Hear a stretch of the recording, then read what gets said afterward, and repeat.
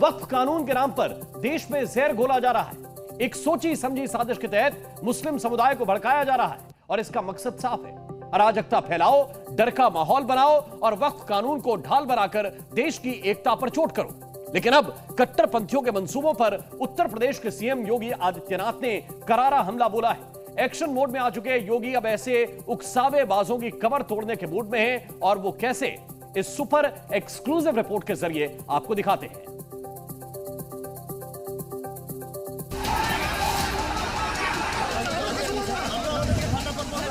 BJP ने एक काले कानून को बनाया है।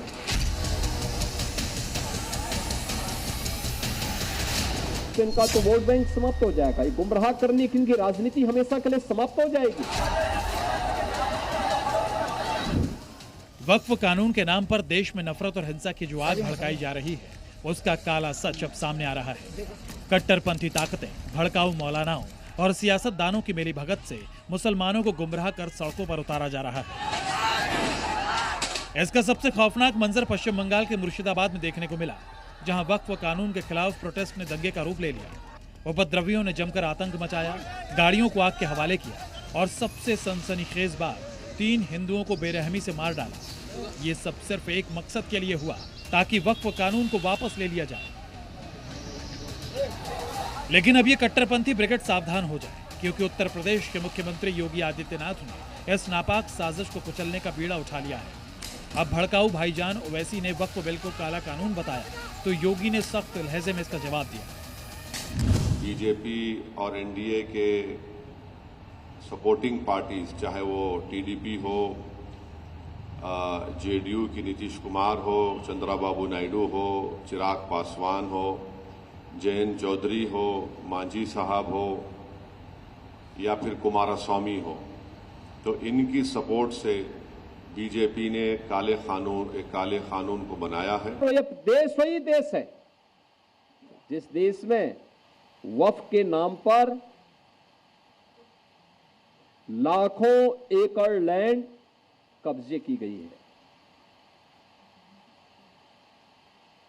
उनके पास कोई कागज नहीं, कोई राजस्व रिकॉर्ड नहीं, और राजस्व रिकॉर्ड नहीं तो सभी को वापस लेने की कार्रवाई, जब इस संशोधन विधेयक संसद में पारित हुआ है और अब इस पर कार्रवाई हो रही है, तो इसके लिए हिंसा भड़काई जा रही है। चाहे हैदराबाद के सियासी शहंशाह ओवैसी हों या भड़काऊ बयानों से जहर उगलने वाले मौलाना, ये सब मिलकर मुसलमानों को उकसाने का गंदा खेल खेल रहे हैं। लेकिन ये जो ताकतें धार्मिक उन्माद फैलाने की कोशिश में हैं, योगी उनका अपनी स्टाइल में इलाज करने को तैयार है।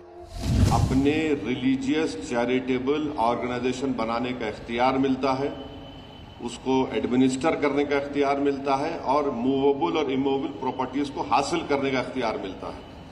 ये मुसलमानों से छीना जा रहा है। ये वही दल है, ये व्यवहारिक धरातल पर भी दलित और वंचितों का अधिकार छीनने के अधिकारी होते हैं। आप देखते होंगे कहीं दलितों की झोपड़ी पर, उनकी जमीन पर कब्जा करने वाले कोई लोग होंगे तो इन्हीं दलों से जुड़े हुए लोग होंगे। ये सर्वाधिक कब्जा करते हैं। और ठीक बात है कि सरकार का डंडा है, सरकार उनको ठीक भी करती है, दुरुस्त भी करती है, कि जिससे वे लोग गरीबों की, वंचितों की जमीनों पर कब्जा न कर सके। लेकिन फिर भी उनके द्वारा किस प्रकार के राग अलापे जाते हैं। बंगाल में वक्फ कानून के नाम पर हुए प्रदर्शन के बाद जो दंगे भड़के, उस पर योगी ने ममता सरकार पर भी हमला बोला। हिंसा में आपने देखा होगा कल पश्चिमी बंगाल में मुर्शिदाबाद 3 हिंदुओं की निर्मम हत्या हुई, उनके घरों से खींच करके उनकी हत्या हुई। और ये सब कौन है? ये सभी वही दलित है, वही वंचित है, वही गरीब हिंदू है, जिसको इस जमीन का सर्वाधिक लाभ मिलने जा रहा है। सिर्फ बंगाल ही नहीं, देश के कई हिस्सों में कट्टरपंथी ताकतें मुस्लिम समुदाय को भड़काकर अराजकता फैलाने की कोशिश कर रही हैं। इनके मंसूबे साफ हैं, वक्फ कानून को बदनाम कर उसे वापस करवाना, ताकि अवैध कब्जों पर धंधा फिर से चल सके। लेकिन योगी ऐसी कट्टर ब्रिगेड का इलाज करने को तैयार है। ब्यूरो रिपोर्ट, जी मीडिया। और मुर्शिदाबाद में हिंसा भड़काने के पीछे बांग्लादेश गैंग है, क्योंकि अब तक जो खुलासा हुआ है उसमें बांग्लादेशी आतंकी संगठन का नाम सामने आ रहा है।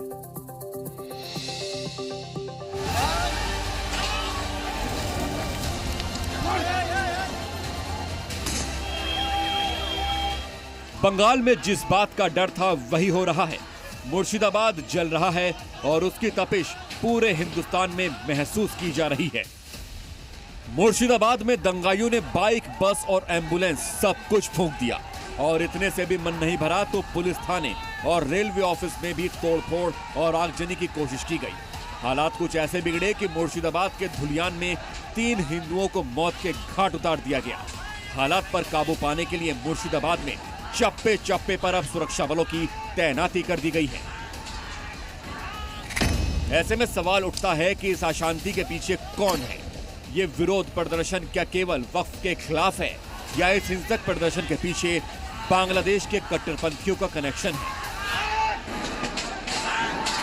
बांग्लादेशी साजिश से सुलगा बंगाल। जी हां, बड़ा खुलासा हुआ है कि मुर्शिदाबाद में हिंसा की आग भड़काने में बांग्लादेश के आतंकियों का हाथ है।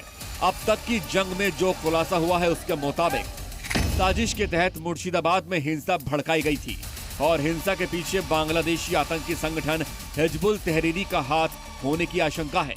हिजबुल तहरीरी के टॉप लीडर पिछले साल सितंबर में मुर्शिदाबाद आए थे और इस दौरान इन कट्टरपंथियों ने मुस्लिम युवाओं का ब्रेन वॉश किया था। खुफिया जानकारी के मुताबिक धुलियान और फरक्का में कुछ महीनों से हिजबुल तहरीरी के आतंकी सक्रिय थे। अब तक की जांच में यह सामने आया है कि मुर्शिदाबाद में 40 से ज्यादा स्लीपर सेल हो सकते हैं। यही नहीं, खुफिया रिपोर्ट्स ये भी हैं कि बांग्लादेश में ताजा हालात का फायदा उठाकर कट्टरपंथी भारत के खिलाफ साजिश रच रहे हैं। खुफिया सूत्रों से एक आतंकी संगठन से जुड़े हुए कई चौंकाने वाली जानकारी सामने आ रहा है। सूत्रों के दावा है कि पिछले साल आतंकी संगठन हिजबुल तहरीर की एक शीर्ष नेता मुर्शिदाबाद में बैठक किया था। जांच एजेंसियों का आशंका है इस संगठन का कम से कम 40 से भी ज़्यादा जो स्लीपर सेल यहाँ पे एक्टिव हो सकता है। पर चिंता की बात सिर्फ यही नहीं है, चिंता ये भी है कि बांग्लादेश की वर्तमान अराजक स्थिति का फ़ायदा उठा के कट्टरपंथियाँ इस पार भारत को भी लहूलुहान करने का साजिश रच रहे हैं। सवाल ये है कि क्या बंगाल को बांग्लादेश बनाने की तैयारी है? बांग्लादेश में आतंक की फैक्ट्री कौन चला रहा है? क्योंकि जिस तरह से मुर्शिदाबाद हिंसा का वो हैरान करने वाला है। एबीटी के भी कई सदस्य गिरफ्तार हुए थे धुलियान मुर्शिदाबाद से। मुर्शिदाबाद से पलायन कर मालदा पहुंचे हैं हिंदू परिवार और खौफ के वो पल याद करके सहम जा रहे हैं।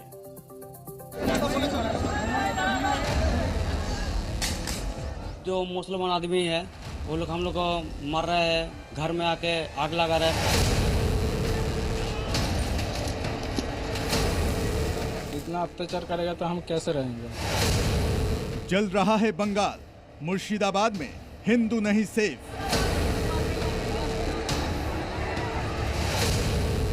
बंगाल में बवाल, संकट में हिंदुओं की जान। ममता राज में हिंदुओं का पलायन। पश्चिम बंगाल का मुर्शिदाबाद वक्फ कानून के विरोध की आग में जल रहा है। बंगाल में भड़के हिंसा में 3 हिंदुओं की हत्या हो चुकी है।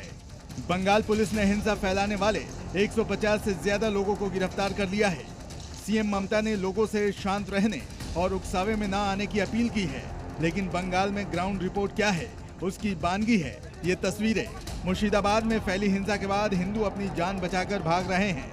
सबसे ज्यादा हालत धुलियान इलाके की खराब है, जहां हिंदू आबादी पलायन को मजबूर है। इन 2 तस्वीरों के जरिए आप हिंदू पलायन की पूरी खबर को समझिए।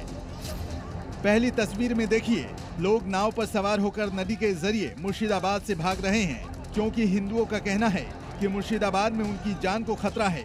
तो दूसरी तस्वीर मालदा के उन हिंदू शरणार्थी कैंप की है, जहां मुर्शिदाबाद से जान बचाकर आए हिंदू शरण ले रहे हैं।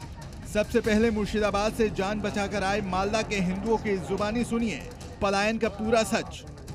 पश्चिम बांग्ला में मोहम्मद बिन तुगलक का सरकार चल रहा है, अलाउद्दीन खिलजी का सरकार चल रहा है।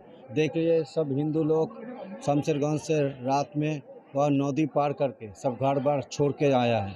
तो ममता बनर्जी कि सरकार में एक ही एजेंडा है, मुस्लिम तसन करो और डाइट आधा है, घर पर लड़की है, बहू है, उसके ऊपर इज्जत लूट रहा है। हम तो नहीं थमेंगे, उसको तो अटैक में हम करेंगे। अटैक नहीं हुआ, हम एक है, वो दोस्त है, हमें तो भागना पड़ेगा। दरअसल मुर्शिदाबाद हिंसा के बाद हिंदुओं में डर बना हुआ है। इस इलाके से करीब 500 परिवारों का पलायन हो चुका है। धुलियान के 4, 5, 15 और 16 नंबर वार्ड से हिंदू पलायन को मजबूर हैं। आरोप है कि हिंदुओं के घरों से जेवरात लूटे गए हैं। बहन बेटियों के साथ छेड़खानी भी हुई है। दंगाइयों के डर से मुर्शिदाबाद में कई इलाके सुनसान हो गए हैं। पूरा इलाका सुनसान हो गया। आपको वही तस्वीरें दिखाएंगे। देखिए, सारे जो घर है, घर बंद है। और इस घर बंद का कारण यह है कि क्योंकि डर के मारे यहाँ के लोग घर छोड़ के ऑलरेडी जा चुके हैं और कुछ जो लोग हैं वो भी यहाँ से जाने का जो काम वो शुरू कर दिया है। हाल ये है कि जान बचाकर जो लोग मालदा की ओर रुख कर रहे हैं, नाव के सहारे ही नदी को पार कर मालदा पहुँच रहे हैं, जहाँ हिंदू शरणार्थियों के लिए कैंप बनाया गया है। 500 फैमिली अभी मालदा में आश्रय लेके खड़ा हुआ है। ये लोग रात के अंधकार में छोटे नाव लेकर नदी पथ से मालदा में प्रवेश किया है। 2 दिन से कोई खाना भी नहीं मिला इस लोगों को। सवाल है कि बंगाल में वक्फ कानून की आड़ में सांप्रदायिक आतंक को हवा कौन दे रहा है? क्या बंगाल में बहुसंख्यक अल्पसंख्यक हो गए हैं? ममता राज में हिंदू विरोध की खुली छूट क्यों दी जा रही है? ब्यूरो रिपोर्ट, जी मीडिया। और बंगाल में जिन हिंदुओं को कट्टरपंथियों की साजिश का शिकार होकर घर छोड़कर भागना पड़ा, उन हिंदुओं के साथ जी न्यूज डटा हुआ है, उनकी आवाज बनकर खड़ा है। जी न्यूज मालदा में हिंदू शरणार्थी कैंप पहुंचा, जहां जान बचाकर भागे हिंदू रहने के लिए मजबूर हैं। वो खौफनाक दास्तां बता रहे हैं कि कैसे घरों से सोना चांदी सब कुछ लूट लिया गया, हिंदू बहन बेटियों के साथ छेड़खानी की गई। आप तो जानते ही हैं, पश्चिम बांग्ला में मोहम्मद बिन तुगलक का सरकार चल रहा है, अलाउद्दीन खिलजी का सरकार चल रहा है। यहाँ पे शिवाजी महाराज का सरकार नहीं चल रहा है। तो ममता बनर्जी जो ममता बेगम हो गया है, तो बेगम को ही देखेगा। देखिए, सब हिंदू लोग शमशेरगंज से रात में वह नदी पार करके सब घर बार छोड़ के आया है। तो ममता बनर्जी की सरकार में एक ही एजेंडा है, मुस्लिम तसन करो। एक संप्रदाय को लेके ममता बनर्जी ये गवर्नमेंट कर रहा है और हिंदू लोग को बोल रहा है एक संप्रदाय को मार दो, काट दो। आप जानते हैं जो शमशेरगंज में जो हुआ है, तो हिंदू के ऊपर जो अत्याचार हुआ है, उसको खून कर दो जन को खून किया गया है। घर में घुस के महिला को सब सिलतानी कर रहा है। तो एक्चुअली ममता राज में इससे भी ज़्यादा एक्सपेक्ट हम नहीं करते हैं। हम हिंदू है, वो मुस्लिम है, वो बोल रहा है हिंदू को नहीं निशान मिटा देंगे। हाँ, वो आपका बिल ना कौन बिल है, हमको समझ नहीं है। और डाइट आधा है, घर पर लड़की है, बहू है, उसके ऊपर इज्जत लूट रहा है। हम तो नहीं थमेंगे, उसको तो अटैक में हम करेंगे। अटैक नहीं हुआ, हम एक है, वो दोस्त है, हमें तो भागना पड़ेगा। क्या लूट के ले गया? जो है घरों में सोना चांदी रुपया चावल डावल बकरी भैंस सब लूट। क्या काम करते थे आप? चाष बास करते हैं, हम खेत खामारी करते हैं। खेती खामारी कितने दिनों से हो रहा है? एक सप्ताह। उसको घर जला दिया, उसको जला दिया, मेरा जला दिया। मैं उसको सब लोग को बाहर से आ गया दुलियन से दिया, इसलिए बोलते हैं सब लोग आते हैं। उसको जला दिया, मेरा जला दिया। हम तो ये बात, वो हिंदू हम हिंदू ये जान दिया है। तो मुस्लिम जो एरकम करबे तो हमरा की करे चलबो। ये यहाँ पर 500 आदमी है। तो सुबह से इसका खाना पका लिया हम लोगों ने। सब लोग खाना मिल रहा था, वो घर में था खाना? नहीं, हम लोग सब कलेक्शन करके पकाया। ऊपर से किसी नहीं आया अभी। 3 बजे के बाद उसके बाद वो बड़ा लाव में लेकर आया आदमी का। उसका बाद वो माजी से अपना सब चला गया। वो छोटा डिंगी ले जाकर हम लोग लेकर आए हैं। कितने बंदे लोग कल आए? कल 150 आदमी के बंदे आए हैं वहाँ से, ऊपर से। क्या सिचुएशन हुआ था? वो पहले वो लालपुर है ना, शमशेरगंज, तो शमशेरगंज से पहले नहीं आता था। पहले आता था लालपुर से जब लेकर आया तो वहाँ से ये लोग बात करता था फ़ोन पर, तो वहाँ पर आदमी अटक गया। तो वो लोग 9-10 बजे रात को उसको हम लोग फिर लुका के लेकर आए हैं। राजधानी ढाका में इजरायल के खिलाफ बड़ा विरोध प्रदर्शन हो रहा है। ढाका में 1 लाख से ज्यादा कट्टरपंथी गाजा के समर्थन में प्रदर्शन कर रहे हैं। इस दौरान कट्टरपंथी फिलिस्तीनी झंडे लेकर पहुंचे थे और फ्री फिलिस्तीन और इजराइल मुर्दाबाद के नारे लगाए। लेकिन इसी दौरान आईएसआईएस के झंडे जो है वहां पे लहराए गए। और ऐसे में सवाल है कि क्या बांग्लादेश अब आईएसआईएस का नया ठिकाना बन गया है?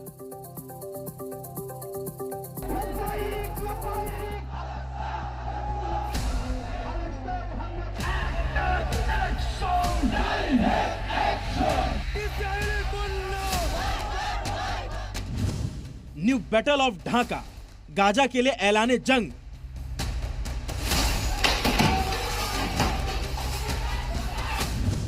सड़क पर कट्टरपंथी जवान, ढाका की सड़कों पर संग्राम।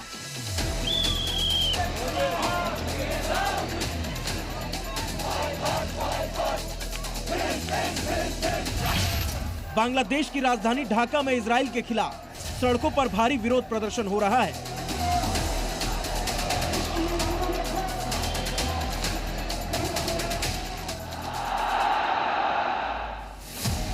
ट्रेनों के ऊपर भी प्रदर्शनकारियों का कब्जा दिख रहा है।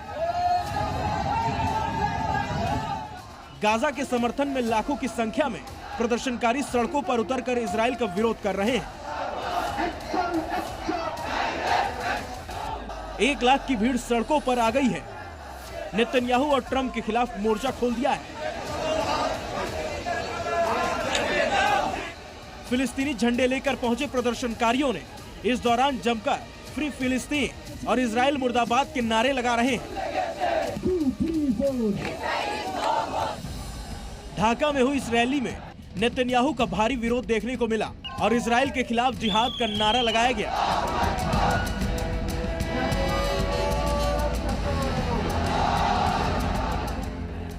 इस प्रदर्शन में कई इस्लामिक संगठन शामिल हुए और सड़कों पर नारेबाजी के साथ जमकर विरोध प्रदर्शन किया। लेकिन फिलिस्तीन के समर्थन में बांग्लादेश की सड़कों पर जो विरोध प्रदर्शन हुआ, उससे यूनिस सरकार की पोल खुल गई है।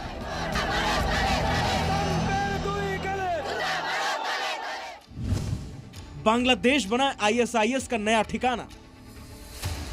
इजराइल के विरोध में और फिलिस्तीन के समर्थन में प्रदर्शन आम बात है, लेकिन जिस तरह से बांग्लादेश में इस विरोध प्रदर्शन में कट्टरपंथी शामिल हुए हैं, जिस तरह से आतंकी संगठनों के झंडे लहराए गए, उससे ये सवाल खड़ा हो रहा है कि क्या बांग्लादेश आईएसआईएस का नया ठिकाना बन गया है।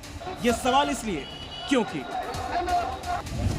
ढाका के कट्टरपंथियों के प्रदर्शन में आईएसआईएस के झंडे दिखे, अलकायदा के झंडे के साथ नारेबाजी भी की गई। दरअसल फिलिस्तीन के समर्थन में बांग्लादेश में संग्राम छिड़ गया है।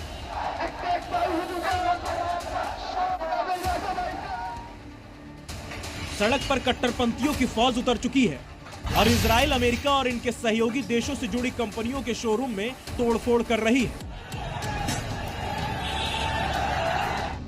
नामी गिरामी फूड चेन के आउटलेट को भी कट्टरपंथी लगातार निशाना बना रहे हैं।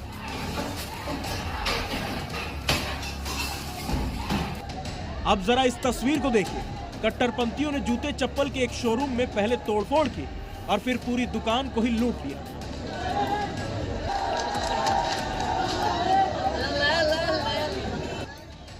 दुकान में रखे ब्रांड न्यू जूतों को भीड़ में बांट दिया और इसके बाद जश्न भी बनाया।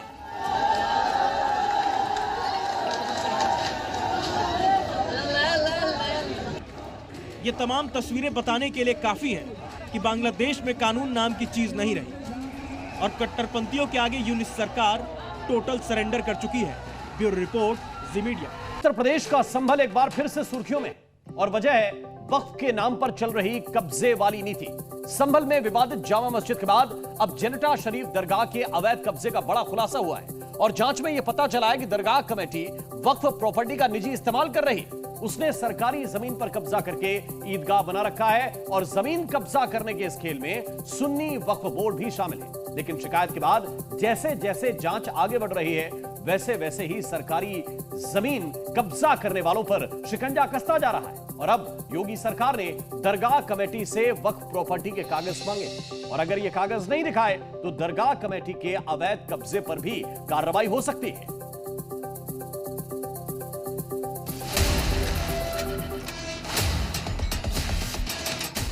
संभल में भाईजान की कब्जा नीति। वक्फ का नाम, जमीन हड़पना काम। अब तो कागज दिखाना ही पड़ेगा। देश में वक्फ कानून के लागू होते ही यूपी में वक्फ की अवैध संपत्तियों पर शिकंजा कसना शुरू हो गया है और योगी सरकार ने एक एक करके वक्फ की कब्जा नीति को बेनकाब करना शुरू कर दिया है। इस बार संभल की एक दरगाह पर बड़ा खुलासा हुआ है। वक्फ संपत्तियों की जांच कर रहे जिला प्रशासन ने दरगाह कमेटी की भूमाफिया वाली साजिश को बेपर्दा कर दिया है। खुलासा हुआ है कि दरगाह कमेटी ने वक्फ की संपत्ति पर कब्जा करके इसका निजी तौर पर इस्तेमाल किया है। वक्फ के नाम पर आतंक का राज्य स्थापित किया गया है। सुना आपने चंदौसी के तहसीलदार ने क्या कहा? वक्फ के नाम पर जमीन की लूट मची है। कहीं पर वक्फ के नाम दरगाह बनी है तो कहीं पर वक्फ के नाम पर अवैध मदरसे बन रहे हैं। दरअसल प्रशासन को शिकायत मिली थी कि सरकारी जमीन पर अवैध तरीके से दरगाह बनाई गई है, जिसके बाद प्रशासन ने जांच शुरू की। जांच के दौरान प्रशासन को कई चौंकाने वाली बातें पता चली। संभल प्रशासन ने जांच में ये भी पाया है कि दरगाह कमेटी ने न सिर्फ सरकारी जमीन कब्जाई है बल्कि इस पर अवैध तरीके से ईदगाह का निर्माण कर दिया है। यही नहीं, वक्फ प्रॉपर्टी का हिसाब किताब रखने के लिए 7 सालों से मुतवल्ली की तैनाती भी नहीं की गई थी। दरगाह की कमेटी के सदस्य वक्फ प्रॉपर्टी को निजी जागीर समझकर इस्तेमाल कर रहे थे। साथ में दरगाह के भीतर अवैध अस्पताल भी चला रहे थे। वक्फ के नाम पर कब्जा करने वालों ने सरकारी और गरीब लोगों की जमीनों पर कब्जा करके अपना आलीशान महल बना रखा है और करोड़ों का कारोबार कर रहे हैं। लेकिन ऐसा करने वाले ये भूल गए हैं कि अब सूबे में योगी की सरकार है जो सरकारी जमीन की पाई का हिसाब लेगी। अच्छी अकूत संपत्ति इकट्ठी कर रखी है और जिस संपत्ति का कोई रिकॉर्ड नहीं है, जगह जगह इनके वो भट्टे हैं और वो टाइल्स की वो है शोरूम है और उसके अलावा रामपुर में कोठी है। जो लोग कागज दिखाने के नाम पर विवाद खड़ा करते थे, अब उन्हें कागज दिखाना पड़ेगा, क्योंकि तस्वीरों में दिख रहे कागज इस बात की गवाही दे रहे हैं कि ये जमीनें सरकार की हैं। वक्फ के नाम पर इन जमीनों पर कब्जा करके सरकार के राजस्व को नुकसान पहुंचाया गया है। वक्फ के नाम पर आतंक का राज्य स्थापित किया गया है और उसकी दृष्टि पर हमने लोगों से अपने कागजात मांगे हैं। वो अपने कागजात दे गए हैं, उसकी समीक्षा की जा रही है। उसकी समीक्षा करने के बाद उस पर कार्रवाई की जाएगी। तो क्या वो वक्फ संपत्ति है या सरकारी संपत्ति है? उनका कहना वक्फ संपत्ति है, कागजों में वक्फ संपत्ति नहीं। जबकि स्थानीय लोगों का दावा है कि मशहूर दरगाह कमेटी जनेटा शरीफ वक्फ की संपत्ति पर बनी है और वहां आने वाले लोगों को परेशान करने के लिए ऐसी शिकायत की जा रही है। दरगाह काफी टाइम से है, ये बहुत पुरानी दरगाह। आप लोग जाते हैं दरगाह पर? हाँ, खूब सब जाते हैं, पूरा गांव जाता है। जहाँ गया हो तो मज़ार है, मज़ार है, सभी मानते हैं, मतलब हिंदू भी माने हैं, मुसलमान भी माने। इस अवैध कब्जे के खेल में सुन्नी वक्फ बोर्ड के तमाम अधिकारी भी शामिल हैं। उन्हें बार बार अवैध कब्जे की शिकायत मिली, लेकिन सुन्नी वक्फ बोर्ड ने एक्शन लेने की जगह दरगाह के धर्मगुरु का ही साथ दिया। अगर दरगाह कमेटी वैध दस्तावेज नहीं दिखा पाती है तो फिर वक्फ के नाम पर उसके खेल पर योगी सरकार का कड़ी कार्रवाई करना तय है और अवैध कब्जे पर बुलडोजर एक्शन भी हो सकता है। संभल से सुनील सिंह के साथ ब्यूरो रिपोर्ट, जी मीडिया।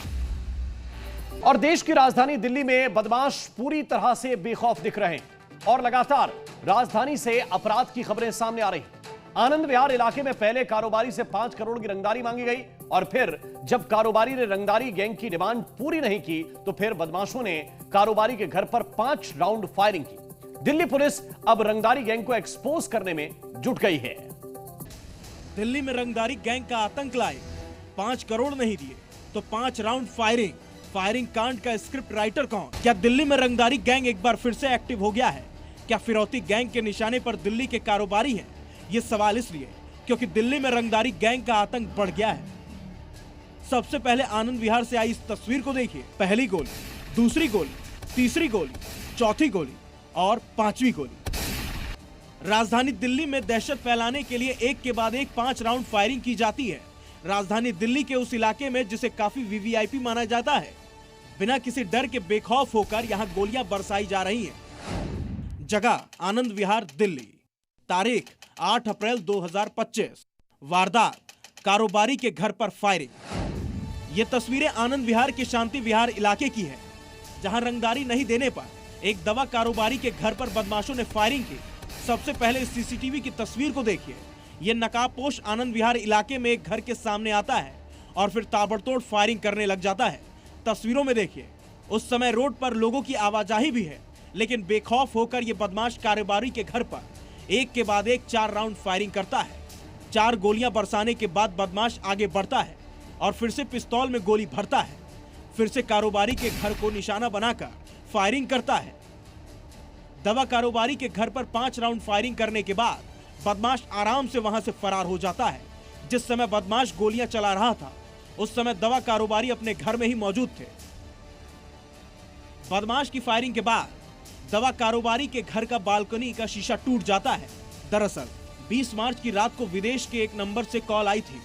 कॉल करने वाले ने कारोबारी से 5 करोड़ रुपए की रंगदारी मांगी थी और रंगदारी नहीं देने पर जान से मारने की धमकी भी दी थी। इस मामले में दिल्ली पुलिस ने FIR दर्ज कर जांच शुरू कर दी है, लेकिन 8 अप्रैल को कारोबारी के घर पर 5 राउंड फायरिंग की गई। फायरिंग के बाद से ही इलाके में दहशत है। पुलिस CCTV के आधार पर बदमाशों की तलाश कर रही है, लेकिन सवाल है कि दिल्ली में दवा कारोबारी के घर पर फायरिंग करने वाला कौन है? क्या इसमें कोई इंटरनेशनल गैंग भी शामिल है? फिलहाल दिल्ली पुलिस हर एंगल से तहकीकात में जुटी है। ब्यूरो रिपोर्ट, जी मीडिया। और आइए अब बात करते हैं बजरंगबली की शोभा यात्रा पर हमले की साजिश की। मध्य प्रदेश के गुना में हनुमान जयंती की शोभा यात्रा के साथ जो हुआ वो हैरान करने वाला था।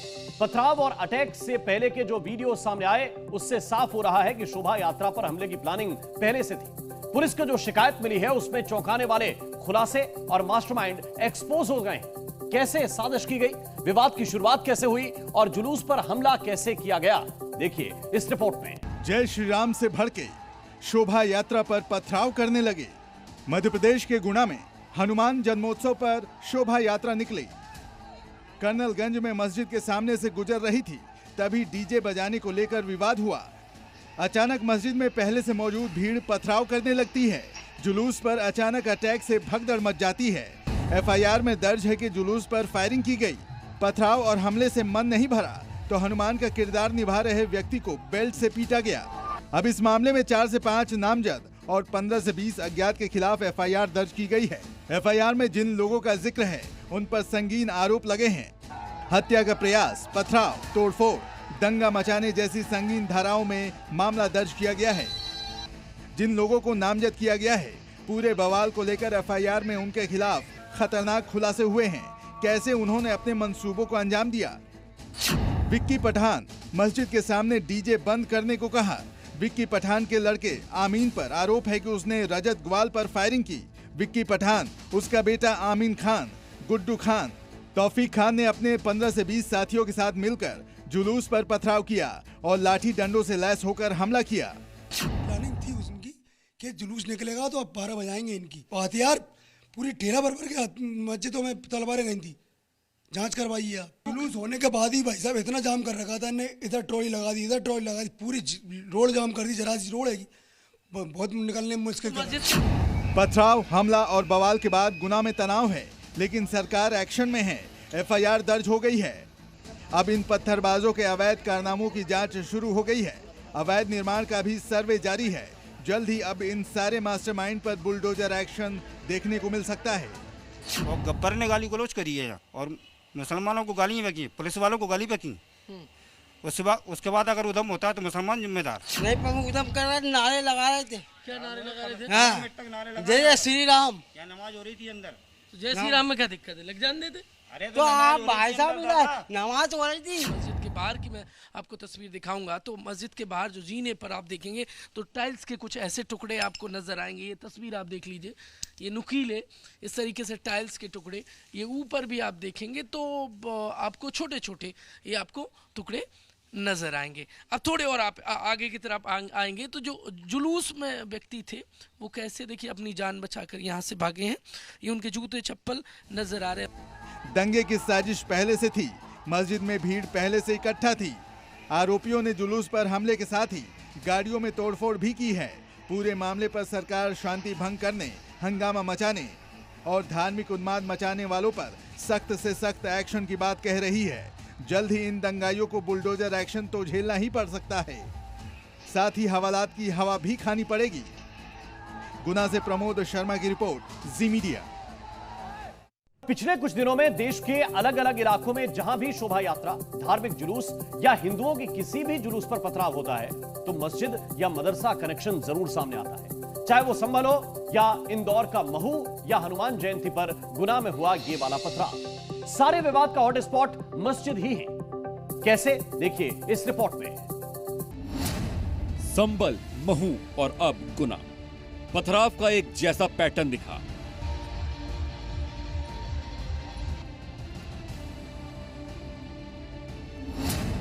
मस्जिद मदरसा पत्थरबाजी का हॉटस्पॉट बन रहा।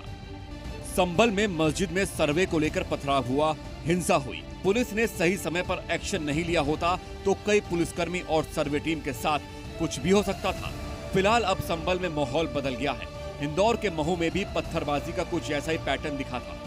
जब चैंपियंस ट्रॉफी में जीत के बाद जब जुलूस मस्जिद के पास पहुंचा तभी अचानक पत्थरबाजी होने लगी। एक हाथ में डंडा और दूसरे से पत्थरबाजी होने लगी। अब गुना में भी विवाद का सेंटर पॉइंट मस्जिद ही रही, क्योंकि मस्जिद के सामने डीजे बंद करवाया गया।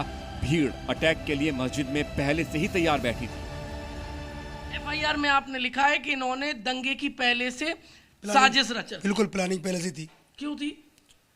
अब उनको ये कहना है कि यहाँ से जुलूस निकले ना हिंदुओं का। क्यों ना निकले? नहीं निकले, जय श्री राम के नारे उन्हें पसंद ही नहीं। गुना में भी जुलूस हर जगह से डीजे के साथ निकल गया। किसी को कहीं दिक्कत नहीं हुई, लेकिन जैसे ही जुलूस मस्जिद के सामने पहुंचा, डीजे बंद करके जल्दी से आगे बढ़ने को कहा गया। लेकिन जैसे ही आयोजकों ने कारण पूछा तो विवाद हुआ और तभी अचानक मस्जिद से पथराव होने लगा। लाठी डंडे से लैस भीड़ ने जुलूस पर हमला कर दिया। जुलूस में शामिल कई लोग लहूलुहान हो गए। हिंसा के बाद हमले के और साजिश के ऐसे वीडियो हैं जो पहले से प्लानिंग का खुलासा कर रहे हैं। गुना में हिंसा से पहले के इस वीडियो को देखिए। जुलूस अभी मस्जिद के पास पहुंचा नहीं है। पुलिस और हिंदू पक्ष पर शांति से यात्रा संपन्न कराने की जिम्मेदारी है। इस मस्जिद के पास पहले भी एक बार विवाद हो चुका है, इसीलिए वहां पुलिस और आयोजक दोनों अलर्ट थे। लेकिन मस्जिद में जमा भीड़ बाहर आने को बेताब है। हिंदू पक्ष और पुलिस भीड़ को रोक रही है, लेकिन भीड़ मानने को तैयार नहीं है। मस्जिद के अंदर और गेट पर नारेबाजी और हंगामा हो रहा है।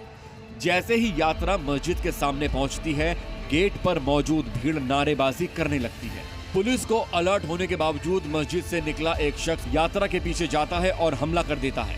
गेट पर देखिए कैसे नफरती यात्रा पर हमला करने के लिए बेचैन है। लेकिन तभी अचानक मस्जिद से पथराव होने लगता है। भीड़ पुलिस और हिंदू पक्ष को धकेलकर जुलूस पर हमला कर देती है। पथराव से जुलूस में भगदड़ मच जाती है। लोग जान बचाने के लिए इधर उधर भागने लगते हैं। ये एक गलती क्या है, गुनाह क्या था आपका? गुनाह कुछ नहीं था, बस नारे लगा रहे थे तो ऊपर से पत्थर फेंकने लगे। क्या नारा लगा रहे थे? जय जय सिया राम। जय जय सिया राम। वो क्या कह रहे थे? जय जय सिया राम नारा मत लगाओ। हाँ, और डीजे बंद करवा रहे थे। ये देखेंगे आप तो ये जो लड़का है, ये झंडा इसने पकड़ रखा था जुलूस में, और ये इनके मस्तिष्क में चोट आई है और इनकी MRI होनी है। इन्हें ड्रिप लगी हुई थी, एडमिट थे। एक घर में जुलूस में, हनुमान जन्मोत्सव के जुलूस में शामिल होने पर 3 घायल हो गए। कपड़े जो हैं वो लहूलुहान पड़े हुए हैं। जय श्री राम का नारा लगा दो तो पत्थरबाजों का खून खौल जाता है और वो खून के प्यासे हो जाते हैं। देश में एक यात्रा के खिलाफ इतनी नफरत और हमले की ऐसी खतरनाक साजिश के लाइव सबूत देखकर इलाके में दहशत का माहौल है। संभल, महू और अब गुना में हमलों की तस्वीर देखने के बाद सवाल पूछे जा रहे हैं कि क्या मस्जिद के सामने शोभा यात्रा गुजारने से परेशानी है? मस्जिद मदरसा पत्थरबाजी का हॉटस्पॉट क्यों है? मस्जिद मदरसा बार बार विवाद का केंद्र क्यों है? कुछ कदम चलते ही पत्थर आने लगे, बेल्ट आने लगे, गालियां सुन रहे हैं सर। कितना भागना पड़ा? आधा किलोमीटर सर। आधा किलोमीटर भागना? आधा किलोमीटर। उस समय क्या लग रहा था कि यहाँ से बच जाए बस? भाई ऐसा लग रहा है सर जहाँ से निकलना है कैसे नहीं, कोई घर पे मम्मी वेट कर रही है। मानसिकता पता नहीं सर क्या है, उनको ये लगता है कि हम लोग अपने घरों में बैठ रहे हैं, अपने देवी देवताओं की पूजा ना करें। नहीं, पर वो भी हिंदुस्तानी है भाई, वो भी हिंदुस्तानी है। लग ही नहीं रहा ना सर हिंदुस्तान है। हिंदुस्तान होता तो ऐसा होता माहौल। मस्जिद और मदरसा सिर्फ इन 3 जगहों पर नहीं बल्कि इसके साथ कई और जगहों पर हंगामा विवाद के लिए भी चर्चा में रहा। अक्सर इन मजहबी जगहों से मुसलमानों को भड़काने का आरोप लगता है, हमले और साजिश के लिए भी इस्तेमाल का आरोप लगता है। ऐसे में गुना का ताजा मामला भी कुछ ऐसा ही दिख रहा है। ब्यूरो रिपोर्ट, जी मीडिया। और जो कुछ मध्य प्रदेश के गुना में हुआ हूबहू वही मॉड्यूल पड़ोसी देश नेपाल में भी अपनाया गया। नेपाल में भी हिंदू विरोधी ताकतें सिर उठाने लगी। इसका जीता जागता उदाहरण उस वक्त दिखा जब हनुमान जयंती के जुलूस पर अटैक हो गया। हनुमान जी की शोभा यात्रा निकल रही थी, तभी मदरसे से अचानक पत्थर बरसने लगे। जमकर उपद्रव हुआ, आगजनी भी की गई।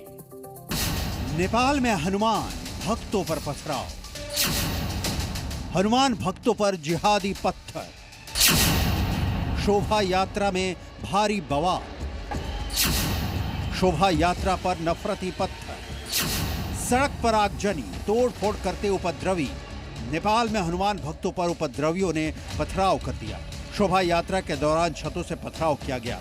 हनुमान जन्मोत्सव के दिन भीड़ ने शोभा यात्रा पर पथराव कर दिया। भारी बवाल के बाद देखते ही देखते झड़प हिंसक हो गई। शनिवार को सरेआम शोभा यात्रा पर पथराव हुआ। हालात को नियंत्रित करने के लिए नेपाल पुलिस को टीयर गैस के गोले और लाठीचार्ज का सहारा लेना पड़ा, लेकिन फिर भी भीड़ पीछे हटने का नाम नहीं ले रही थी। पुलिसकर्मियों को उपद्रवियों से निपटने में मुश्किलों का सामना करना पड़ा। घरों की छत पर खड़े उपद्रवियों को देखिए, शोभा यात्रा में पथराव करते दिखाई दिए। एक के बाद एक उपद्रवी ताबड़तोड़ पथराव करते दिखे। देखते ही देखते कुछ उपद्रवी आसपास की दुकानों और बाइक में आग लगाते दिखे। शनिवार को हनुमान जयंती जुलूस के दौरान छपकैया चौक पर 2 समुदायों के बीच झड़प हो गई। इसी बीच कुछ उपद्रवियों ने आसपास के दुकानों एवं बाइक में आग लगा दिया, जिससे हालात और खराब हो गए। घटना में 50 से ज्यादा लोग जख्मी हुए हैं। कई पुलिसकर्मी भी घायल हुए हैं। हनुमान भक्तों पर पथराव के बाद नेपाल में हिंदू संगठनों के अंदर नाराजगी है। हिंसा के बाद वीरगंज में अभी हालात तनावपूर्ण हैं। हालात को नियंत्रण में रखने के लिए वीरगंज में कर्फ्यू लगा दिया गया है, जिसके बाद बॉर्डर से आना जाना बंद कर दिया गया है। हालात को देखते हुए विरोध प्रदर्शन पर रोक लगा दी गई है। आला अधिकारियों ने सुरक्षा के हालात पर समीक्षा बैठक की। हनुमान जन्मोत्सव शोभा यात्रा के दौरान हिंसक प्रदर्शन के बाद सुरक्षा चौकस कर दी गई है। रक्सौल बॉर्डर से भारत के तरफ से आने जाने वाले सभी लोगों को रोक दिया गया है। ब्यूरो रिपोर्ट, जी मीडिया। और इसी के साथ राजनीति में अभी के लिए बस इतना ही। नमस्कार।